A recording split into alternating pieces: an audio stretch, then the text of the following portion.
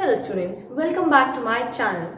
Today we will study the topics of basic concepts in set theory, that is inverse functions, product mapping or composite of a mapping and some of its properties. Rest of the properties we will discuss in my next lecture. Now let's get started. अब हम समझते हैं inverse functions क्या होते हैं.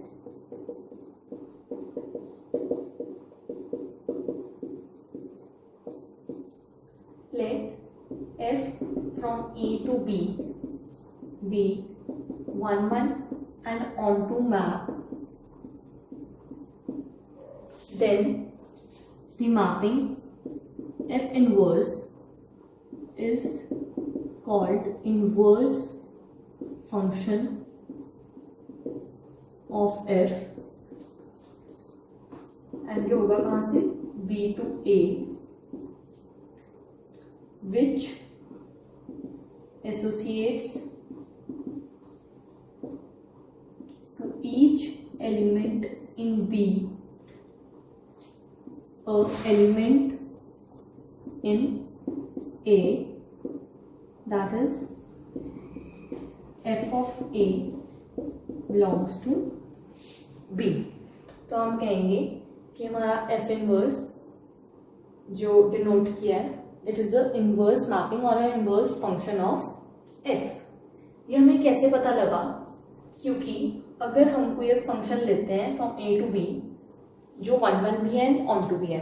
अब अगर वो फंक्शन ऑन टू है then for every B belonging to B there exist at least one A belonging to A such that f of A is equal to B.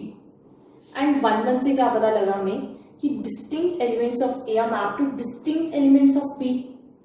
तो जो यहाँ पर ये एक होगा, जो यहाँ पर A आया है वो सिर्फ एक होगा, क्योंकि अगर हम सपोज कर लेते हैं इसकी एक और भी प्री इमेज है B की A1,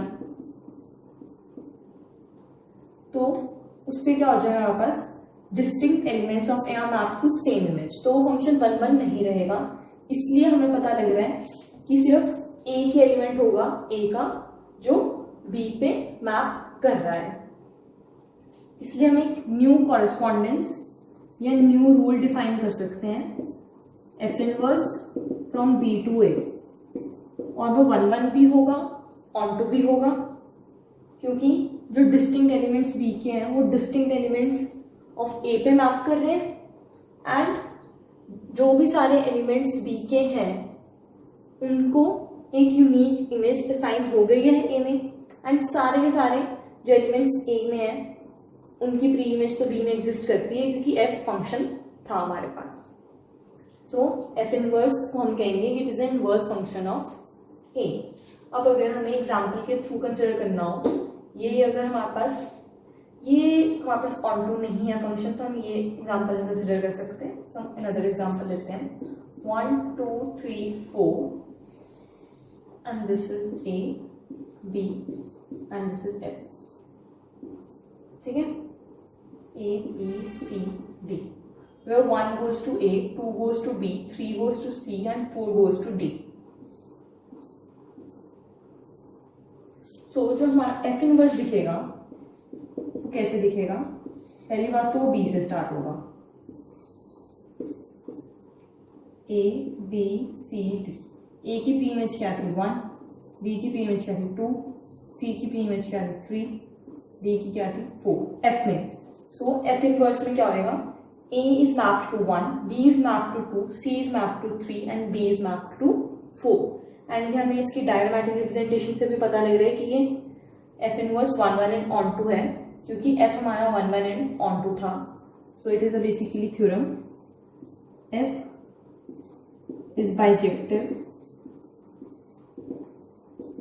if and only if F inverse is bijective. अब हमने इनवर्स फंक्शन के केस में सिर्फ 1, 1 एंड ऑन टू मैप्स की ही कंडीशन क्यों लगाई है? क्योंकि अगर फंक्शन हमारे पास 1, 1 नहीं है तो उसका क्या मतलब है कि यहाँ के दो elements at least 2 are mapped to same image in B. So इसी का अगर हम एफ इनवर्स देखें तो वो कैसा दिखेगा? अब ये तो फंक्शन की डेफिनेशन ही सेटिस्फाई नहीं कर रहा, क्योंकि यहाँ पे एक इमेज डोमेन का दो इमेजेस को मैप कर रहा है, और ऐसा नहीं होता क्योंकि it should be map to unique image in codomain. So इसलिए हमें वन वन की फंक्शन लगाना इंपॉर्टेंट है, therefore it can not be many one. अब ऑन टू ही क्यों लिया हमने, क्योंकि अगर फंक्शन ऑन टू नहीं होगा तो कुछ एलिमेंट्स बी में रह जाएंगे जिनकी प्री इमेज नहीं है, ठीक है। और अगर अब हम एफ इनवर्स देखें इसका तो वो कैसा होगा, यहाँ पे कुछ एलिमेंट्स रह जाएंगे, फिर इससे क्या हो रहा है कि कुछ एलिमेंट्स डोमेन के रह गए जिनकी इमेज नहीं है कोडोमेन में। एंड फंक्शन की डेफिनेशन क्या कहती है, that every element in domain should be mapped to an unique element in codomain। यहाँ पे एवरी नहीं आ रहा ना, क्योंकि कुछ की इमेज नहीं एग्जिस्ट करती, इसलिए one one and on to maps ही इनवर्स फंक्शन। इसीलिए जो one one and on to maps हैं, इसीलिए जो one one and on to maps हैं, हम उन्हीं फंक्शंस का इनवर्स की बात, उन्हीं फंक्शंस के इनवर्स की बात कर सकते हैं। एंड जो ये हमारे पास एफ इनवर्स आता है वो यूनिक आता है फंक्शन के लिए। ये नहीं है कि एक हमें फंक्शन ये दे रखा है, ये दे रखा है, उसका एफ इनवर्स कुछ और आ सकता है। एंड जो हमारे पास जो एफ इनवर्स होता है वो यूनिक होता है ऑफ अ फंक्शन।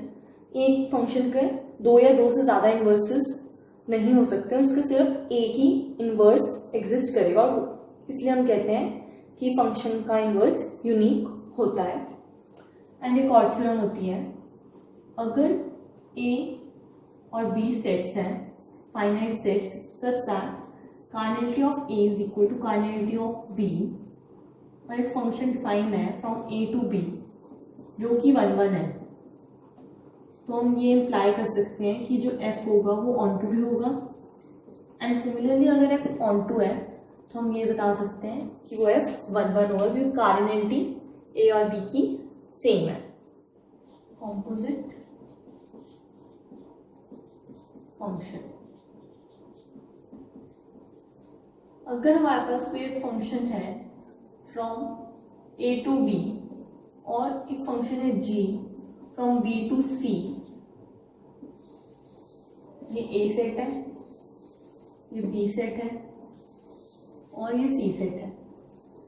फंक्शन एक फंक्शन है हमारा यहाँ से यहाँ तक f, और ये फंक्शन है हमारा b to c g function. तो जो फंक्शन हमारा a टू c होगा उसको हम कहेंगे g of f composite mapping, या उसको ऐसे भी लिख सकते हैं हम gf।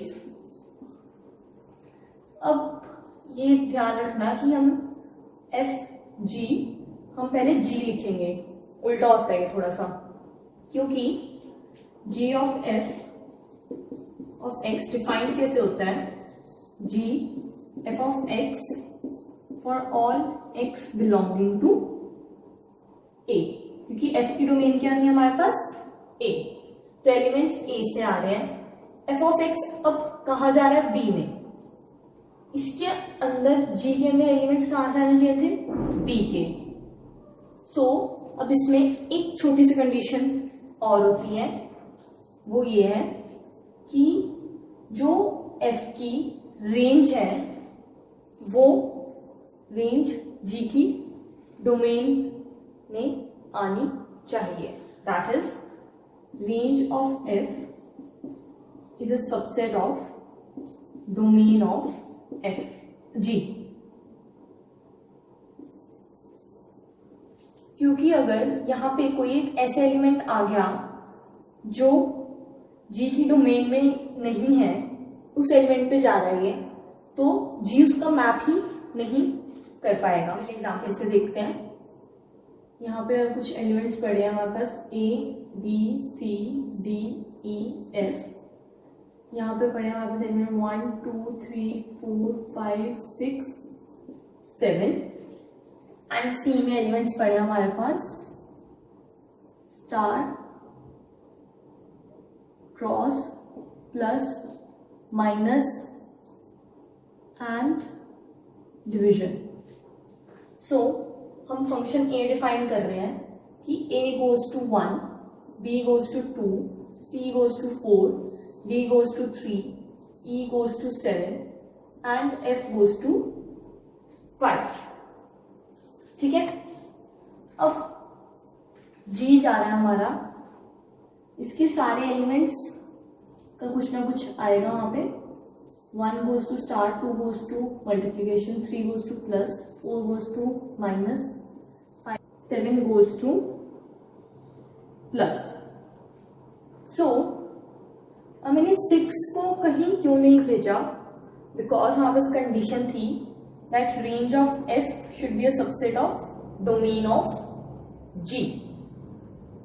दैट इज डोमेन में अगर g के एक्स्ट्रा एलिमेंट्स हो भी तो हम फिर भी उनको मैप नहीं कर सकते कॉम्पोजिट मैपिंग के फंक्शन के कारण। अगर इसको और पिक्चराइजेशन करना हो, अगर ये मेरे पास सेट A है, ये सेट मेरे पास है B और ये सेट है मेरे पास C,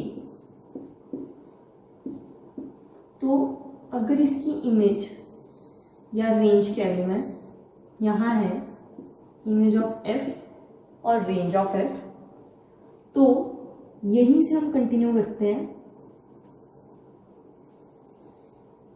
ये क्या आएगी मेरे पास, image of range of g of f। और अगर g की रेंज देखनी हो मेरे को तो वो इसका सुपरसेट होगी।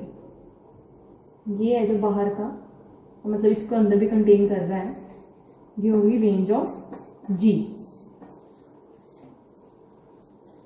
इसीलिए g फंक्शन तो एज अ डिफाइंड है, बट कॉम्पोजिट मैपिंग्स के केस में मैंने बस 6 की इमेज नहीं बनाई, वरना इसकी इमेज होगी ऑब्वियसली, तभी ये g फंक्शन होगा।